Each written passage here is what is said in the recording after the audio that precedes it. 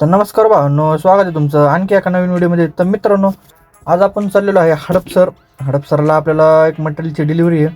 So आपण हडपसरला चाललेलो आहे. गाडी वगैरे आपण भरून घेतली आहे. तेच आपलं रेग्युलर जी फ्रीज असतात तेच आहेत, त्यामध्ये तर काही वाद नाही. तेच आपलं रेग्युलर मटेरियल असतं, वेस्टर्नचे फ्रीज असतात. आत्ता आलो आपण नाऱ्यामधनं डायरेक्ट लागलो कात्रजच्या हायवेला. म्हणलं आता इकडून जावं, त्याला म्हणलं काही प्रॉब्लेम नाही. मस्त वातावरण झालेलं आहे मित्रांनो.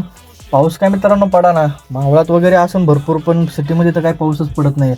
दिवसभर नुसता आभाळ असतंय, बुरबुर येते बास, नुसता वल्ला करते, बाकी काही नाही. एवढंच पावसाचं काम चालू आहे मित्रांनो. म्हणलं आता आपलं ह्याच्यापासून जावं डायरेक्ट कात्रजच्या पासून मार्केट यार्डच्या इथून बॅक साईडनी तर आपलं निघून जावं मिलिटरी एरियातून. असं आपण मित्रांनो प्लॅन केला होता. डायरेक्ट आलो पुढं मिलिटरी एरियाच्या बाहेर. तर भावने तुझे महिंद्राच्या गाड्या चालल्या होत्या 4-5, बघा पुढं थार दिसते.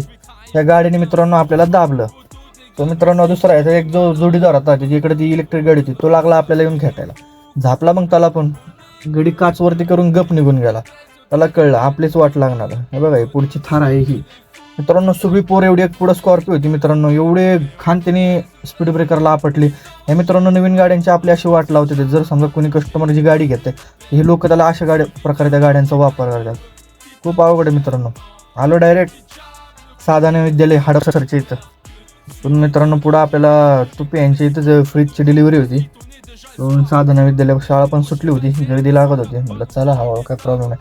तरी मित्रांनो हडपसरची बऱ्यापैकी जरा नियोजन केलेलं आहे. वाघोली सारखं सिग्नल वगैरे बंद केलेले आहेत छोटे छोटे. त्यामुळे मित्रांनो डायरेक्ट सनाट रस्ता आहे, काहीच प्रॉब्लेम नाही. डायरेक्ट गाडी येऊन जाते लोकेशनला. मित्रांनो शाळा सुटली होती, पोरांची गर्दी होती.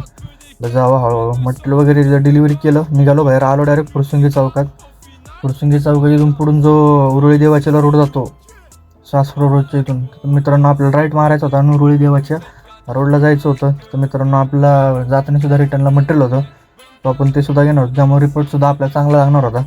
त्यात तर काही विषय नाही. जाताना सुद्धा आपल्याला भाडं होतं, येताना सुद्धा भाडं होतं. त्यामुळे काय एकदम ओकेच आहे. बघा मित्रांनो मटेरियल वगैरे घेतलं.